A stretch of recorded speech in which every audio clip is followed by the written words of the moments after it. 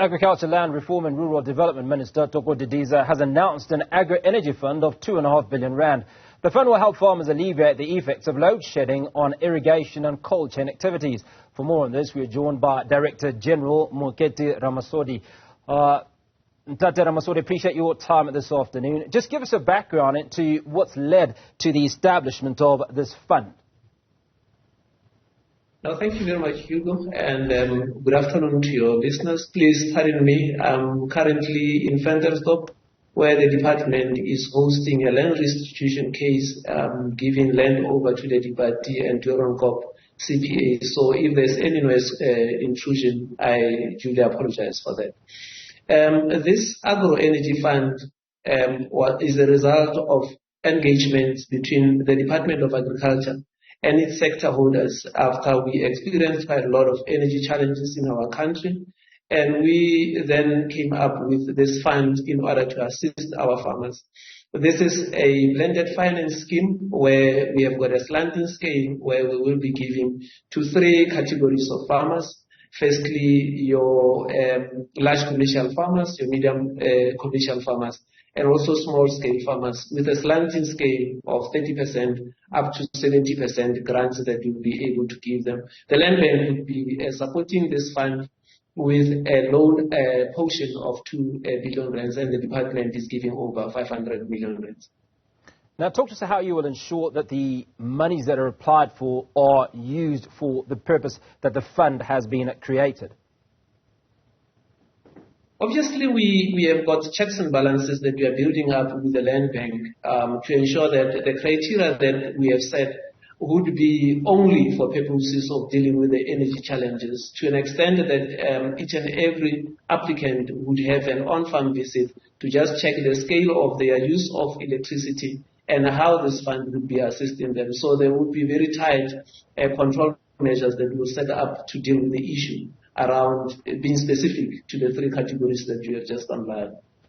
Now, one of the issues I assume that has been taken into account is that food security is obviously of the essence, right? What are how much food security are we at risk of losing because of load shedding before all of this was taken into account?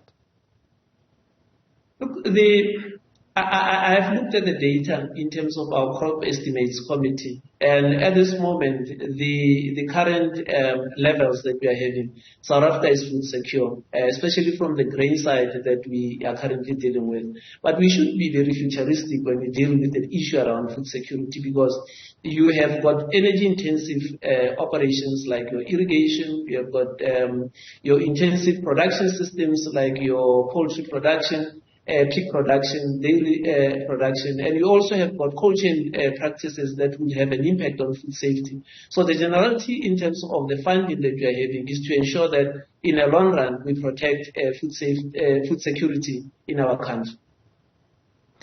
Now, when we look at this, it says medium-scale farmers would qualify for a 50% grant capped at 1 million rand with a 50% loan, and a smallholder farmers qualify for a 70% grant capped at 500,000. What is the impact on a smallholder farmer, say 500,000 rand, on their processes? The impact is very huge. I mean, that would be your 50-50. I mean, government in terms of that would be giving your 500,000, and the loan component would be 500,000 to deal with the issues. On top of it, there are a lot of opportunities that were given by the Minister of Finance, where you would also have 125 tax income reduction on any renewable that will be putting up on a farm basis. And therefore, we are of the opinion that we will be able to deal with the issues both at a level where we have got incentives, and also where our intervention in terms of the 2.5 billion would be able to assist our farmers in the three categories. Is this a revolving fund? And for those that obviously have to pay back, how much time are they given to pay back? We are currently in negotiations with the Land Bank, and the board of the Land Bank has got to just okay certain of the issues that we have made proposals on. And as soon as next week, we'll be able to pronounce the conditions in terms of the loans that will come from the land bank. But from a departmental side, we want to make it as easy as possible for the farmers to afford even the repayment conditions should be such that it's not a burden for the farmers, because these days we are facing quite a lot of areas of importance. Firstly, the climate change issues, the conflict that we are currently facing, and also from a perspective of engagement, the costs that we are facing generally in terms of inflation, and therefore you would not want to have a fleet inflation going over the 14% that we are currently experiencing. Thoko Ramasodi, how many farmers do you expect to impact? We are expecting to impact at commercial level at least 133 farmers.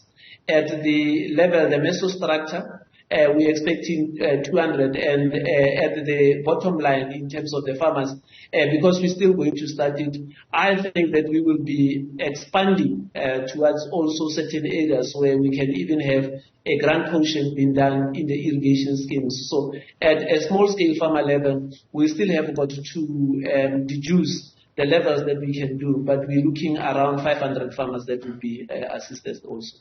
So let's put all of this into context. You're looking at 130 commercial farmers. Against how many commercial farmers do we have in South Africa? You are quite right. And this is what we are saying. The contribution that we are making as a department is the contribution from the bottom line that we are having as a department per se. And there are other funds that are currently available. The Green Fund that is being now administered by the Development Bank of South Africa. You also have got other blended financing instruments that are also saying, let us look at how do we assist the farmers. For instance, yesterday we were at the Portfolio Committee on Agriculture and for Rural Development, and the IDC were already exploring options to say, if you come up and say, I would need a loan to expand on my business, part of that would be saying, how do we futuristically future-proof you in terms of energy challenges that you are having. So it's the beginning, but it's not the end in terms of what we could scrape from the department to ensure that this is a reality for all of our farmers. I think an important consideration, Tate, would be technology, right? And the fact that if you look at, for instance, water with global warming, we increasingly getting to areas where we're getting more and more water, or less and less water that becomes available to farmers. Are you considering issues around technology such as drip irrigation, where countries outside of South Africa have grown in leaps and bounds in terms of irrigation, and engaging potential companies with a view to a lower cost baseline to some of the equipment that some of these farmers might require? Agriculture in South Africa is using between 60 and 70% of water in a water scarce country like ours. Together with the Department of Water and Sanitation, we are following a strategy to ensure that we have got water efficiencies being built in, and also about that irrigation efficiencies, so that we can just utilize that water that we require. In agriculture, we are one of those sectors that are really adaptive. If you look at precision farming, that's exactly what we are doing, using technology to ensure that you just give the right amount of water to improve the efficiencies in terms of ensuring that optimally you deal with an optimum yield using just the required water to water the plants or any other use that you can have in the sector. So we are really considering that.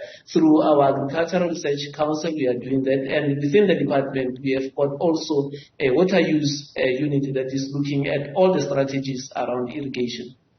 Thoko Ramasodi, I appreciate your time this afternoon. Mooketsa Ramasodi is the Director General in the Agriculture, Land Reform and Rural Development, and he was speaking to us on the back of that announcement by Agriculture Minister Thoko Didiza.